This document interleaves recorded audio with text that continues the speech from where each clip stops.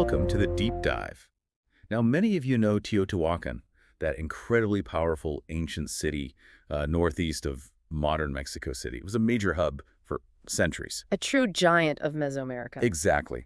But for our deep dive today, we're zooming right in on something specific, new findings inside the massive Sun Pyramid that are, well, really shaking things up. They really are. It's forcing a rethink of how it was built and what it was used for. So our mission today is to unpack these really quite profound revelations from recent digs.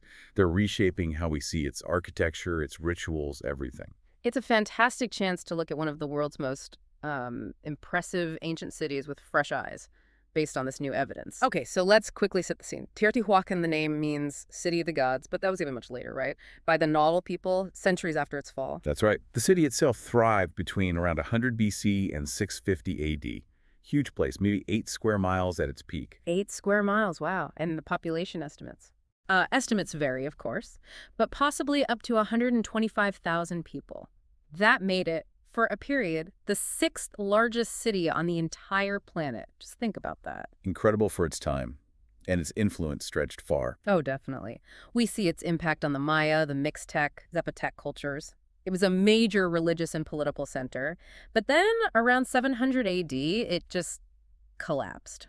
Quite suddenly and mysteriously. And anyone who's seen pictures knows that signature, look, the Talud Tablero architecture. Yes, that sloping wall, the talud, topped by the flat rectangular panel, the tablero. Very distinctive.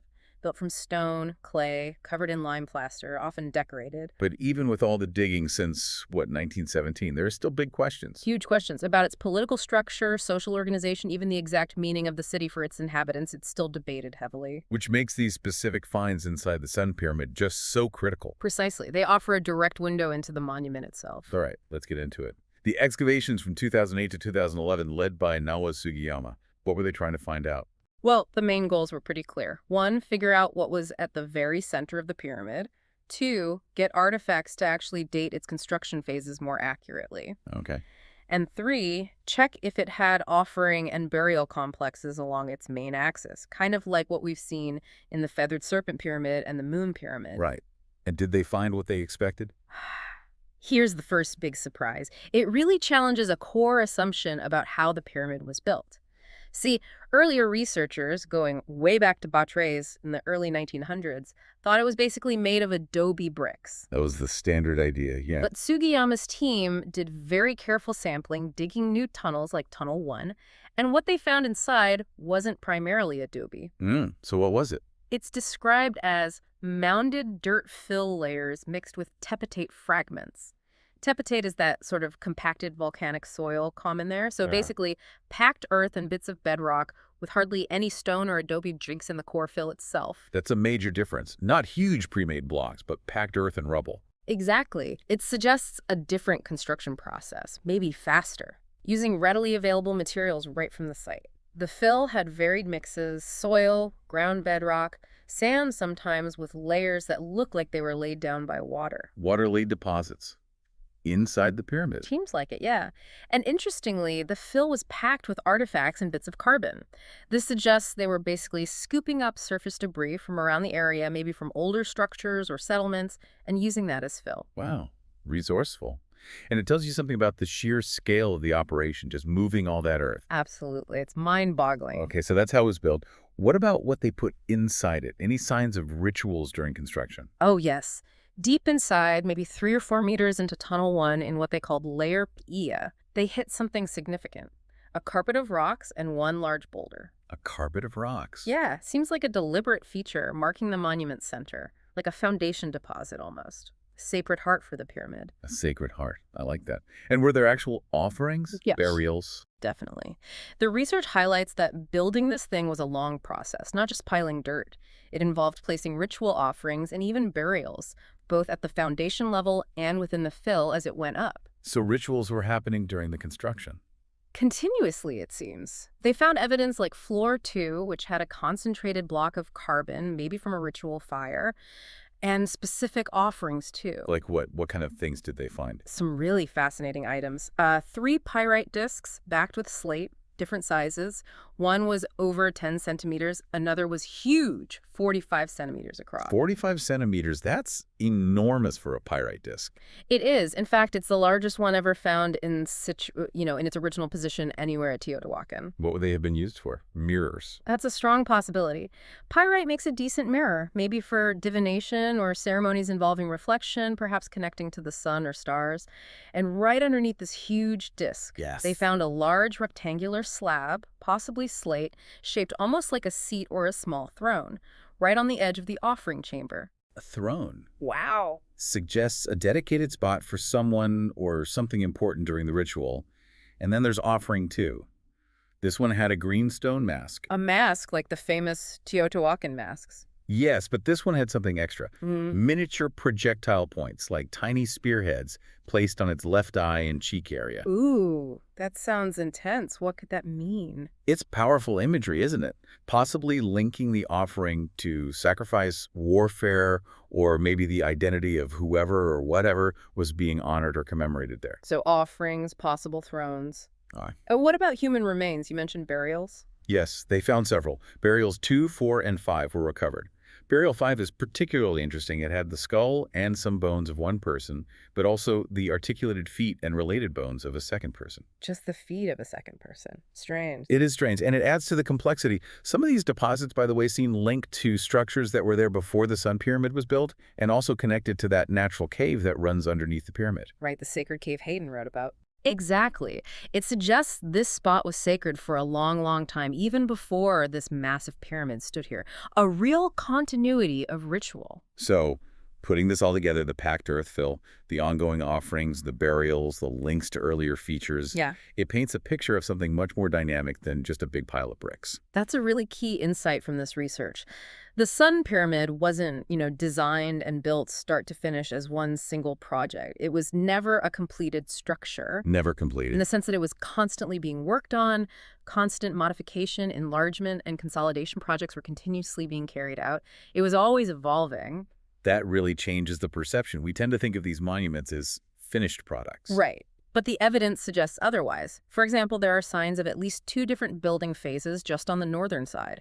And there was a major enlargement program dated to the Zalalpan period that's roughly 450 to 650 AD. So, hundreds of years after construction likely started. Yes.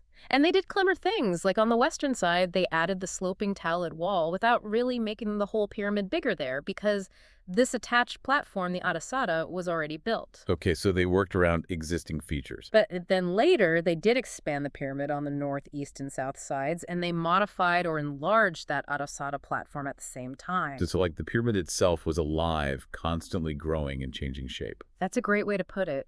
It suggests this wasn't just about engineering, it was about the pyramid's ongoing role. Its meaning, its function, maybe even its symbolic power, was being actively updated or reinforced through these changes. Which makes you wonder, how does this compare to other big monuments there? Like the Moon Pyramid, did they see similar things there? That's a really important comparison. And yes, work at the Moon Pyramid found something parallel. They discovered incredibly elaborate burial and offering complexes linked to 7 distinct construction phases, 7 pyramids, built one on top of the other, essentially. So in layers of construction. Wow. And these burial complexes were clearly tied to state ideology. They were communicating messages about power, about religion, about the rulers. What kind of messages? What did they find in those burials? Very rich stuff. Lots of obsidian, greenstone, shell, pyrite, ceramics, even preserved wood and textiles. But also, significantly, lots and lots of skeletons. The skeletons. Yes, sacrificed animals, jaguars, pumas, eagles, and humans. Many of the offerings had strong links to warfare and sacrifice. Well, a much more overt display of perhaps military power or state control. It seems so. The thinking is that this ritual stuff, buried during enlargement projects, was meant to express the ideology of sacred rulership. So, if that's happening at the Moon Pyramid, Then maybe the constant changes of the Sun Pyramid were also about reinforcing ideology, updating its sacred meaning, expressing power, just maybe in a slightly different way. it's a very strong possibility. It makes you see the Sun Pyramid not just as a temple platform, but as this continuously evolving statement of belief and power written in stone and earth. Fascinating. And this kind of interpretation, connecting the physical structure to ideology and landscape, brings us to how archaeology is done today. Absolutely. The field has become much more multidisciplinary. Take Professor Gerardo Gutierrez, for instance. His work is a great example. What's his focus? He looks at the archaeology, but also ethnohistory, historical accounts, especially from indigenous perspectives, communication systems like writing and human ecology, how people interacted with their environment.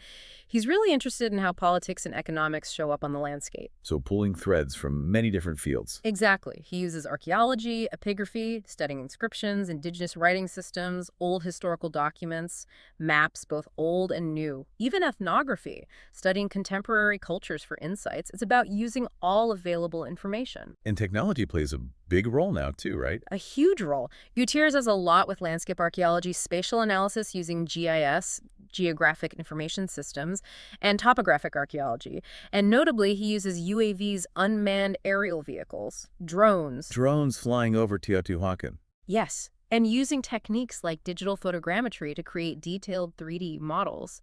It gives entirely new perspectives. Can you give an example? Sure. He actually created a drone video flying down the Avenue of the Dead at Teotihuacan. It gives you this incredible bird's-eye view, a sense of the scale and planning. That video is even shown in the Houston Museum of Natural Science. That's amazing. Huh. So technology lets us see these ancient places in ways their builders couldn't have imagined. It really does. It helps us understand territorial organization, settlement patterns, urban planning, and what anthropologists call spatial arrangements created and transformed by human agency. Basically, how people shape their world and how we can see that shape today with new tools. So bringing it all back together then, we have this iconic sun pyramid, built not necessarily of adobe, but packed earth filled with debris, a structure that wasn't static, but constantly changed, enlarged, reconsecrated with offerings and burials. A living monument, in a way. Yeah. So how does all this, the surprising core, the embedded rituals, the constant reshaping, how does it change how we should think about the people who built Teotihuacan? They weren't just architects following a fixed blueprint, were they? No, not at all. They seem much more like dynamic participants, Ah. actively engaging with and reshaping their sacred landscape over centuries. The pyramids weren't just backgrounds. They were ongoing projects, reflecting evolving beliefs or perhaps changing political tides. Which leaves us with a final thought, maybe. What else might these massive structures still be hiding? Beneath all those layers of earth and stone, after all this time, what other secrets are just waiting for the next deep dive, the next generation of tools and questions? That's the tantalizing question, isn't it? There's likely still so much more to uncover.